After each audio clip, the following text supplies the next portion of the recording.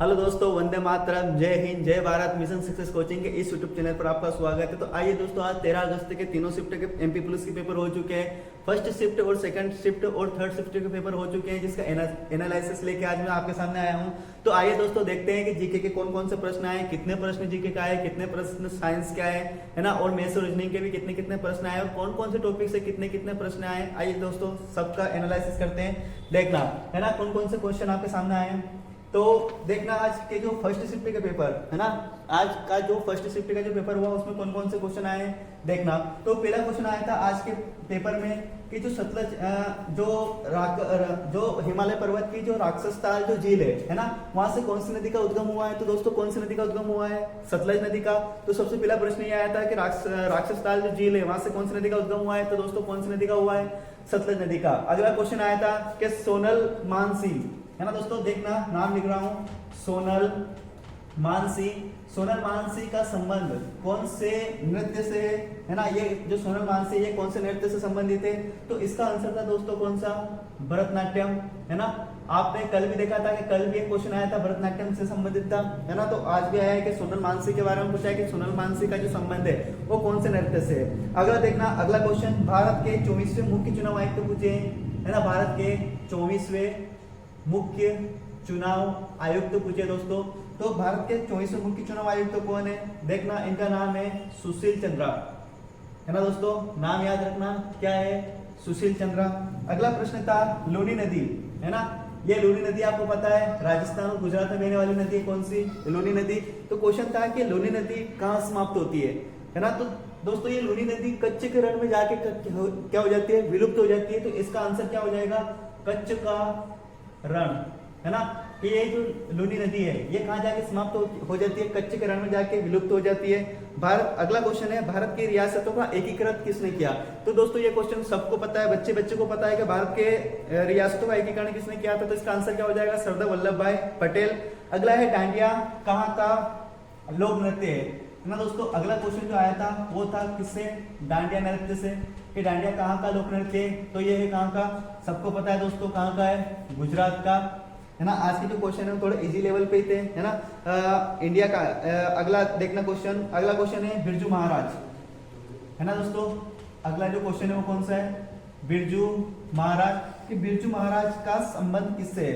तो दोस्तों, इनके बारे में पूरा भारत जानता है कि बिरजू महाराज का संबंध किससे है ना। तो इनके बारे में है ना, ये कौन से क्षेत्र से संबंधित है? कथक से, है ना, नृत्य से संबंधित क्वेश्चन आया था। अगला है कि गैर अनुसूचित जो बैंक है ना, ये किससे संबंधित होते हैं? तो ऐसे जो बैंक होते हैं ना, ये कौन से होते हैं? निजी बैंक, है ना। इनको निजी बैंक या निजी संस्था बोला जाता है। तो इसी प्रकार से इसके ऑप्शन थे कि निजी संस्था या कोई सरकारी संस्था। तो इसका आंसर भी क्या माना गया? निजी बैंक या फिर निजी बैंक संस्था। अगला है भारत की सबसे लंबी तट रेखा वाला राज्य। तो भारत की सबसे लंबी तट रेखा कौन से राज्य की दोस्तों? तो इसका आंसर क्या हो जाएगा? गुजरात, है ना। अगला एक और क्वेश्चन था, है ना, जो बेसिक था कि जौहर क्या होता है ना दोस्तों। क्या क्वेश्चन था कि जौहर क्या होता है? तो जौहर के बारे में आप सभी को पता है कि जब मध्यकालीन भारत की जब बात होती है तो मध्यकालीन भारत में जो राजपूताना जो लोग हैं उनके अगर जो लोग शहीद हो जाते थे, है ना, तो उनकी जो पत्नियां होती थी वो क्या कर लेती? अपने आप को आग के, है ना, आग के हवाले कर देती। उसी को क्या कहा जाता था? जौहर। तो यही होती है क्या? जौहर प्रथा। अगला आता है मोहिनीअट्टम, है ना। मोहिनीअट्टम जो है वो मोहिनीअट्टम से संबंधित कोई क्वेश्चन था दोस्तों। हाँ, ऐसा क्वेश्चन आया था कि मोहिनीअट्टम में जो नृत्य किए जाते हैं उनमें कौन से रंग के कपड़े पहने जाते हैं? तो ये कौन से रंग के कपड़े पहने जाते हैं? सफेद कलर के, ठीक है। तो इसका आंसर कौन सा? और सफेद में भी हल्का सफेद कलर का। अगला था रंगीला बादशाह, है ना। मुगल काल से क्वेश्चन आ रहे हैं दोस्तों। तो अगला क्वेश्चन आया था कौन सा? कि मुगल बादशाह, है ना।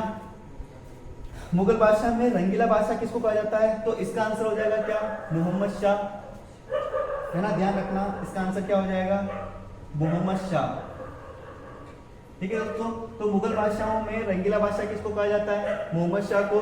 तो मुगल काल से भी रोज प्रश्न आ रहे हैं। अगला एक और क्वेश्चन आया था कि गुलाम वंश का संस्थापक कौन है? तो दोस्तों, गुलाम वंश का संस्थापक सबको पता है। गुलाम वंश का संस्थापक, गुलाम वंश की स्थापना सन 1206 में किसने की थी? तो कुतुबुद्दीन ऐबक ने।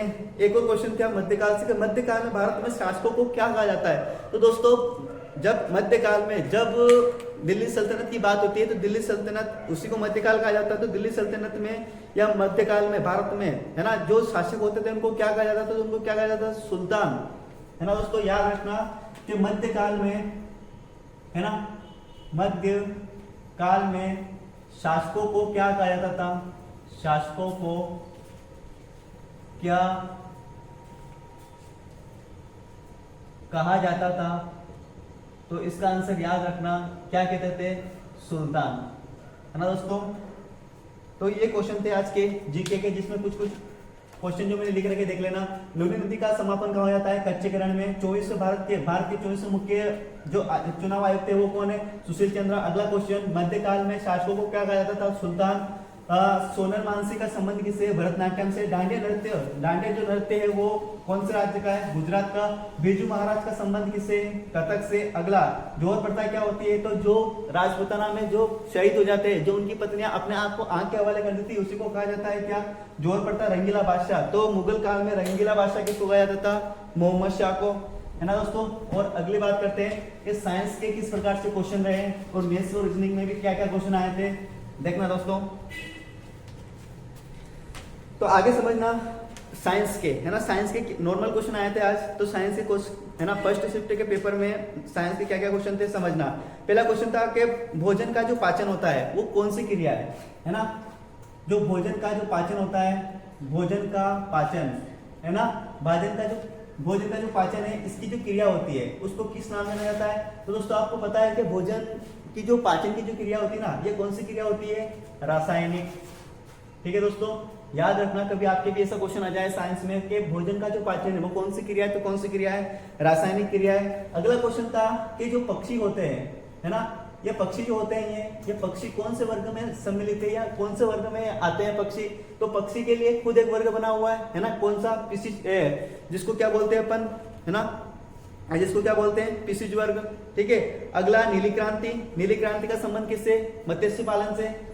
अगला क्या है, नीली क्रांति। नीली क्रांति, देखो दोस्तों कल भी क्रांति से संबंधित क्वेश्चन आए थे और आज भी क्रांति से संबंधित क्वेश्चन आया है ना। कल दूध उत्पादन वाला आया था और आज कौन सा आया है, नीली क्रांति का। कल आया था श्वेत क्रांति का संबंध किससे, दूध उत्पादन से, और आज कौन सा क्वेश्चन आया, नीली क्रांति। तो नीली क्रांति का संबंध किससे, मत्स्य पालन।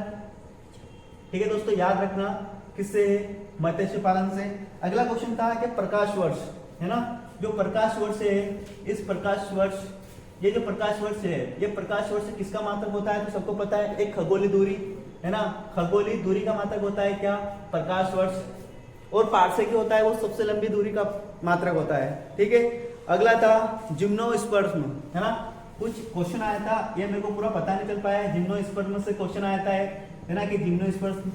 अगला देखना, अगला क्वेश्चन था कि वाहनों के इसमें जो गैस का उपयोग किया जाता है वो कौन सी गैस है।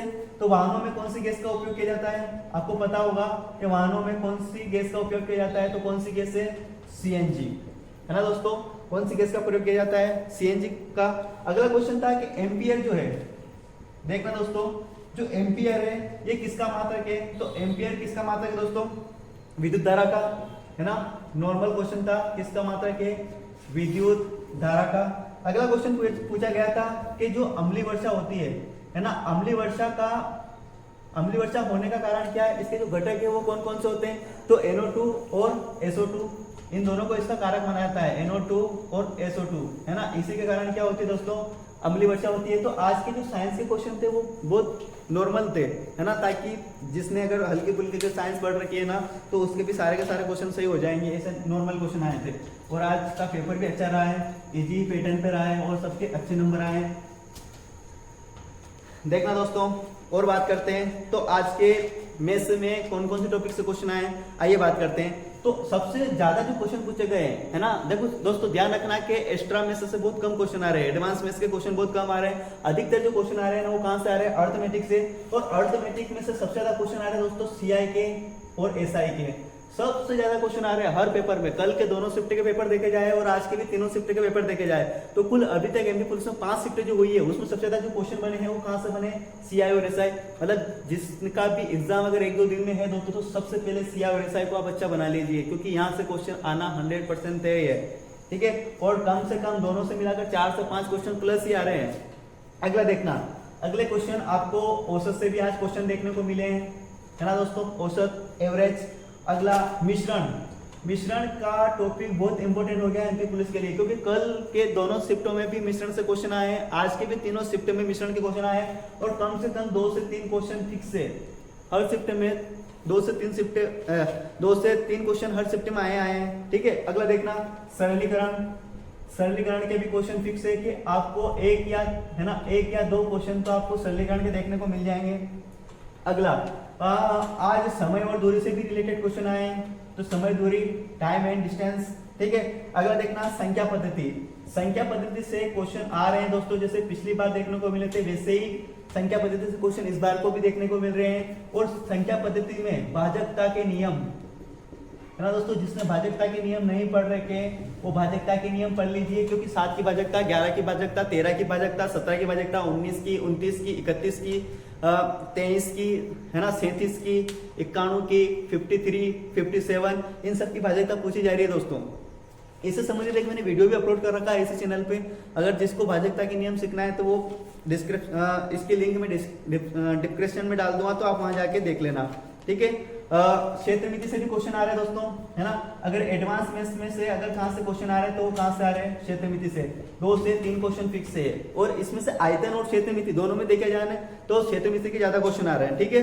अगला अनुपात समानुपात, है ना, अनुपात समानुपात से भी क्वेश्चन आ रहे हैं। इसके अलावा दो टॉपिक मेन है, प्रतिशत और एक और कौन सा, लाभ हानि, है ना दोस्तों। तो प्रतिशत और लाभ हानि से भी प्रश्न आ रहे हैं। तो ये फर्स्ट शिफ्ट का मैटर था पूरा।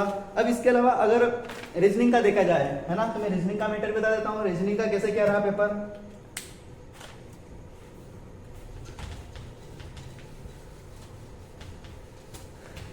तो देखना दोस्तों रीजनिंग में क्या क्या है। सबसे मेन जो ज्यादा से ज्यादा प्रश्न आए वो देख लेना। एक है रिश्ते संबंधित प्रश्न, जिसको अपन क्या बोलते हैं, ब्लड रिलेशन। यहाँ से 4 से 5 प्रश्न देखने को मिले हैं फर्स्ट शिफ्ट में, सेकंड शिफ्ट में और थर्ड शिफ्ट में। 4 से 5 प्रश्न दोनों में आए, ठीक है दोस्तों। अगला देखना एक और आपको कथन निष्कर्ष, है ना। कथन निष्कर्ष का टॉपिक भी बहुत इंपॉर्टेंट हो गया, क्योंकि यहाँ से 2 से 3 प्रश्न हर शिफ्ट में देखने को मिल रहे हैं। 2 से 3 प्रश्न कथन निष्कर्ष से आ ही रहे हैं। एक और कोडिंग डिकोडिंग, है ना, देखना कोडिंग डिकोडिंग, है ना। कोडिंग डिकोडिंग को भी आपको, है ना, कोडिंग डिकोडिंग के भी 4 से 5 प्रश्न हर शिफ्ट में आ रहे हैं दोस्तों, क्योंकि इसके बहुत सारे टाइप होते हैं कोडिंग डिकोडिंग के अंदर ही, है ना। एक पूरा टॉपिक होता है जिसके अंदर अलग अलग टाइप होते हैं, तो सब टाइप के मिला के कितने क्वेश्चन आ रहे हैं, 4 से 5 प्रश्न आ रहे हैं। एक और दर्पण, है ना, दर्पण के इस बार अभी तक 5 शिफ्ट जो हुई है, 5 शिफ्ट में दर्पण के 2-2, 3-3, 4-4 प्रश्न देखने को मिले दोस्तों। तो कम से कम 3 से 4 प्रश्न दर्पण से आ रहे हैं। तो ये ऐसे नंबर है जो आपका नंबर कहीं से कटेगा नहीं, बस एक बार आप अच्छे से प्रैक्टिस करके जाना दर्पण पे। एक और श्रृंखला, है ना, श्रृंखला, इसी को मिसिंग नंबर ही बोला जाता है ना। श्रृंखला से भी आपके 3 से 4 प्रश्न आ रहे हैं, इसी को मिसिंग नंबर ही बोला जाता है। यहाँ पे एबीसीडी वाले क्वेश्चन भी आते हैं और संख्याओं वाले क्वेश्चन भी आते हैं, ना। तो ये कुछ ऐसे टॉपिक है जहाँ से हर बार हर रोज, है ना, 3 से 4 प्रश्न पूछे जा रहे हैं। तो दोस्तों ये फर्स्ट शिफ्ट का मैटर था। आज का जो 13 अगस्त का जो फर्स्ट शिफ्ट के जो पेपर हुए हैं उसके सारे प्रश्न थे कि कहाँ से कितने प्रश्न आए, जीके के कौन से प्रश्न आए, ये सारा एनालिसिस था फर्स्ट शिफ्ट का। आइए बात करते हैं सेकंड शिफ्ट की। हाँ दोस्तों, तो देखना आज सेकंड शिफ्ट में पेपर में, हाँ, जीके के कौन से प्रश्न आए देखना। सबसे पहले जीके के प्रश्न की बात करते हैं। तो आज पहला प्रश्न था कि सुरेश रैना की आत्मकथा, है ना। सुरेश रैना जो क्रिकेटर है उसकी आत्मकथा पूछी गई है। इसकी आत्मकथा का नाम क्या है, बिलीव वाइट, है ना, लाइफ टॉट मी, है ना, ये इनकी आत्मकथा का नाम है। अगला पूछा गया है कि लंपट बादशाह, है ना दोस्तों, लंपट बादशाह पूछा गया है कि लंपट बादशाह किसको कहा जाता है। तो दोस्तों आप सबको पता है कि इसके जो फर्स्ट शिफ्ट है उसमें भी लंपट मूर्ख पूछा गया था, और यहाँ पे क्या पूछा गया है, लंपट बादशाह, ठीक है। तो देखना दोस्तों, है ना, उसमें रंगीला बादशाह पूछा गया था और यहाँ पे लंपट बादशाह पूछा गया है। तो इसका आंसर क्या हो जाएगा, है ना, जहादर शाह। ध्यान रखना, इसका आंसर क्या हो जाएगा, जहादर शाह, क्योंकि मुगल काल से पहले भी शिफ्ट में प्रश्न पूछने को मिले और यहाँ पे सेकंड शिफ्ट में भी मुगल काल से प्रश्न मिले।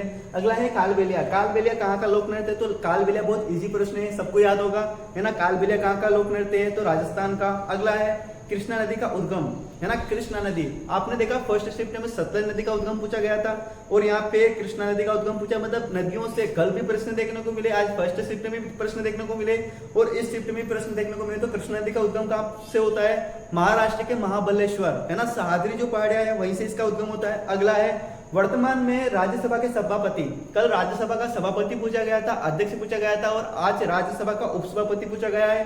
तो कल राज्यसभा का जो सभापति वो कौन होता है? भारत का उपराष्ट्रपति। और यहाँ पे वर्तमान में राज्यसभा का उपसभापति कौन है? तो वो कौन है? हरिवंश नारायण। ठीक है, इसका आंसर क्या हो जाएगा दोस्तों? हरिवंश नारायण। अगला क्वेश्चन पूछा था कि नालंदा विश्वविद्यालय का निर्माण, है ना, नालंदा विश्वविद्यालय का निर्माण किसने किया था? तो इसका आंसर क्या हो जाएगा? कुमारगुप्त। कल भी गुप्त काल से प्रश्न पूछा गया था और आज भी गुप्त काल से प्रश्न पूछा गया। अगला क्वेश्चन था जो साइंस का था कि भूकंप नापने की जो स्केल होती है उसको क्या बोला जाता है ना, भूकंप नापने की जो स्केल होती है उसको क्या बोला जाता है? तो ध्यान रखना है क्या बोला जाता है? Richter scale. ठीक है, अगला है कि पानी का उबलना कौन सी क्रिया है? तो पानी का उबलना कौन सी क्रिया होती है दोस्तों? भौतिक परिवर्तन होता है। कल ऐसे ही क्वेश्चन एक पूछा गया था कि पानी का जो पीएच मान है वो कितना होता है? 7। और आज पूछा गया है कि पानी का उबलना कौन सी क्रिया है? तो भौतिक क्रिया। मतलब हर कल का पेपर देखा जाए और आज का पेपर देखा जाए तो क्वेश्चन बिल्कुल सेम है दोस्तों, बस कुछ ना कुछ थोड़ा बहुत चेंजेस करके उन्होंने पूछा है, बाकी क्वेश्चन पूछने का तरीका वही के वही है। अगला है कठपुतली कहाँ का लोक नृत्य है ना, तो कठपुतली कहाँ का लोक नृत्य है? राजस्थान का, ये भी इजी क्वेश्चन है। तो कठपुतली और एक और कौन सा? कालबेलिया, दोनों कहाँ के? राजस्थान के। अगला क्वेश्चन पूछा गया कौन सा थेलोफाइटा का उदाहरण है? तो तो ये पूछा गया था कि थेलोफाइटा का उदाहरण कौन सा है? तो इसमें कौन कौन से आंसर हो जाएंगे? सेवाल और कवक दोनों, है ना, सेवाल और कवक दोनों इसके आंसर हो जाएंगे। अगला है जूल किसका मात्रक है? तो जूल किसका मात्रक है? कार्य का। और अगला क्वेश्चन था कि घूमर कहाँ का नृत्य है? तो घूमर कहाँ का है? नृत्य है राजस्थान का। तो आज के सेकंड शिफ्ट में राजस्थान के 3 नृत्यों के नाम पूछे गए, एक तो घूमर, एक कालबेलिया और एक और कौन सा? कठपुतली। ठीक है दोस्तों, तो ये जीके का था कि जीके में आज बहुत ज्यादा इजी क्वेश्चन आए। सभी बच्चों को कम से कम ऐसे क्वेश्चन तो याद होने ही चाहिए जो एमपी पुलिस की तैयारी कर रहे हैं। अगला देखना, है ना, अगला देखते हैं कि रीजनिंग में मैथ्स में कैसे क्या रहा। तो आज क्षेत्र मिति के 2 क्वेश्चन पूछे गए, है ना दोस्तों, ध्यान रखना कि क्षेत्र मिति के कितने क्वेश्चन पूछे गए? सेकंड शिफ्ट में 2 क्वेश्चन पूछे गए प्रतिशत से, है ना। अगर प्रतिशत की बात करें तो प्रतिशत से कितने क्वेश्चन पूछे गए? प्रतिशत से पूछे गए आज 2 क्वेश्चन। ऐसे करणी, है ना, आज घातांक गणित का क्वेश्चन भी देखने को मिला है, घातांक गणित का 1 क्वेश्चन पूछा गया एग्जाम में। ठीक है, और मैंने बोला था आपको पहले कि भाजकता से, है ना, संख्या पद्धति में भाजकता के नियम से क्वेश्चन पूछे जाने लगे। तो आज भाजकता के संबंधित 13 की भाजकता पूछी गई थी दोस्तों, है ना। अगला देखना सीआई, है ना, कंपाउंड इंटरेस्ट यानी कि चक्रवृद्धि ब्याज के आज 4 प्रश्न मिले, क्योंकि हर शिफ्ट में 3 से 4 प्रश्न चक्रवृद्धि ब्याज के आ रहे हैं। अगला सरलीकरण, है ना, सरलीकरण के देखना, सरलीकरण के 2 प्रश्न आए हैं दोस्तों। अगला मिश्रण, है ना, मिश्रण के भी 2 प्रश्न देखने को मिले हैं। एसआई के कम से कम 3 से 4 प्रश्न आज आए थे दोस्तों। एलसीएम, है ना, एलसीएम एचसीएफ के भी आज 2 प्रश्न आए हैं। उसके अलावा रेशो, ठीक है दोस्तों, ध्यान रखना, रेशो के भी आज 3 प्रश्न आए हैं। उसके अलावा एवरेज के भी 2 प्रश्न आए। मतलब अर्थमेटिक के ही प्रश्न सबसे ज्यादा एग्जाम में घूम रहे हैं। ठीक है, तो अर्थमेटिक को सबसे पहला बच्चा कीजिए। एडवांस मैथ्स के बहुत कम क्वेश्चन पूछे जा रहे हैं, और अगर एडवांस मैथ्स से पूछे भी जा रहे हैं तो क्षेत्र मिति और आयतन से संबंधित क्वेश्चन पूछे जा रहे हैं, या फिर 1-2 क्वेश्चन बीजगणित से आ रहा है, बाकी एक्स्ट्रा मैथ्स से क्वेश्चन बहुत कम आ रहे हैं दोस्तों। और एमपीजीके का प्रश्न बिल्कुल भी नहीं आ रहे हैं, है ना। तो आप एमपीजीके को, जिसके हाल ही में एग्जाम है, अगर 1-2-4 दिनों में एग्जाम है, तो एमपीजीके पे कम से कम ध्यान दीजिए दोस्तों। बाकी मैथ्स, रीजनिंग और जीके, स्टैटिक जीके जितना आप पढ़ सकते हो उतना पढ़िए, क्योंकि स्टैटिक जीके से ज्यादा क्वेश्चन आ रहे हैं। यहीं पे देखिए, अगर तो रीजनिंग में देखें तो सिटिंग अरेंजमेंट से 2 प्रश्न आए थे। वैसे रिलेशन के, है ना, ब्लड रिलेशन, रिश्ते संबंधित प्रश्न के 5 क्वेश्चन आए थे। सीरीज के 3 क्वेश्चन आए थे। रैंकिंग के 3 क्वेश्चन आए थे। दर्पण से 3 क्वेश्चन आए थे। कथन, निष्कर्ष और न्याय निगमन दोनों से मिलाकर 3 से 4 प्रश्न आए थे। वाटर इमेज से 2 से 3 प्रश्न आए थे। वाटर इमेज, दर्पण, ऐसे मिलाकर कुल 6-7 प्रश्न थे। तो ये ऐसे 4-5 क्वेश्चन, 4-5 टॉपिक ऐसे हैं जिससे ज्यादा से ज्यादा प्रश्न पूछे जा रहे हैं। अगर सेकंड शिफ्ट का देखा जाए तो जीके के दोस्तों कुल 23 प्रश्न पूछे गए आज, है ना, 23 प्रश्न पूछे गए हैं, जिसमें से साइंस के अगर देखा जाए तो साइंस के जो प्रश्न है, साइंस के प्रश्न पूछे गए हैं आज 14 में से जो 11 प्रश्न है वो पूछे गए हैं बायो से, है ना दोस्तों। ध्यान रखना, जीके के 23 प्रश्न पूछे गए, साइंस के 14 प्रश्न पूछे गए। 14 में से भी 11 प्रश्न कहां से पूछे गए? बायो से पूछे गए। वही मैथ्स के आज अच्छे खासे क्वेश्चन पूछे गए। मैथ्स के 30 प्रश्न पूछे गए। वही रीजनिंग के अगर देखा जाए तो रीजनिंग के 35 प्रश्न पूछे गए। तो ये आज का आपका सिलेबस के अकॉर्डिंग ये मैटर रहा है ना। तो इस प्रकार से आपके क्वेश्चन आए, जीके के 23, साइंस के 14, जिसमें से 11 बायो के, मैथ्स के 30 क्वेश्चन, रीजनिंग के 35 क्वेश्चन। ये आपका आज का पैटर्न रहा है पूछने का। ठीक है दोस्तों, तो आपके जिसके जिसके है ना हाल ही में जो एग्जाम है, तो जिस प्रकार से कल पेपर आए थे वही पेपर आज भी आए हैं। आज के पेपर में एक क्वेश्चन और आया था, है ना। देखना आज का एक और क्वेश्चन था कि पेटीएम, है ना, Paytm payment bank, Paytm payment bank का मुख्यालय, है ना, पेटीएम पेमेंट बैंक का मुख्यालय कहाँ है। तो दोस्तों क्या क्वेश्चन है कि पेटीएम पेमेंट बैंक का मुख्यालय कहाँ है, ये मैं आपके ऊपर छोड़ रहा हूँ। इसका आंसर आपको, है ना, कमेंट बॉक्स में कमेंट करके देना है। तो इस चैनल को आप ज्यादा से ज्यादा शेयर करना दोस्तों, ताकि मैं आपके सामने हर रोज ऐसे प्रश्न लेके आ सकूं और आपको क्वेश्चन बता सकूं कि पेपर में किस प्रकार से रहा है, किस प्रकार से क्वेश्चन आए, कौन कौन से टॉपिक से कौन कौन से कितने कितने प्रश्न आए। ठीक है दोस्तों, तो इस चैनल को अभी तक आपने सब्सक्राइब नहीं किया तो सब्सक्राइब जरूर करना और लाइक करना और शेयर करना। ठीक है दोस्तों, जय हिंद, जय भारत।